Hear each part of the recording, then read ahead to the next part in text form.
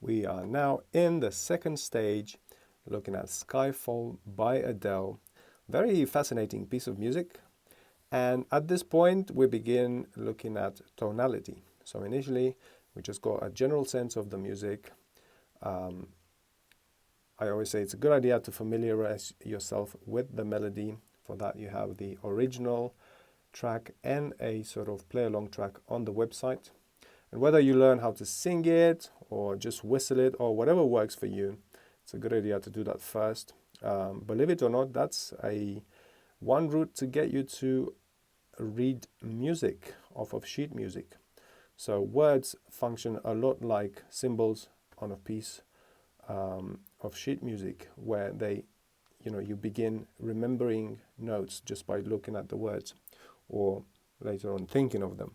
So when you get to the keyboard,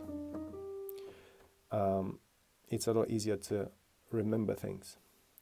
In terms of tonality, I'm not just going to give you the chords. Those will be available on the website at the end of this whole series. But the idea is for you to learn how to figure out the chords on your own. It's a process. It's not a very difficult process either.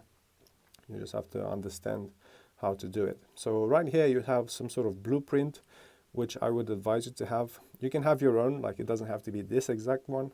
The reason I use this is because it matches this particular thing. So on the website, you have in more resources, this particular structure here. And the neat thing about this, you can rotate it. That's very important, right? Because this is not fixed. This is kind of rotatable. So you use a blueprint like this to then mark your accidentals. In this case, because we're in the keys of C Aeolian, we have an E flat, F, G, A flat, B flat. So you would mark those on paper, and then that will help you figure out the chords. So in terms of chords, you have a structure like this, which matches this structure. It just shows a chords instead of the tones. So there's always going to be a minor chord, a diminished, a major, and then two minors and two majors. And these rotate, right? So you don't have to start on any of these in particular, but in an Aeolian scale, you start on that first minor chord and so on.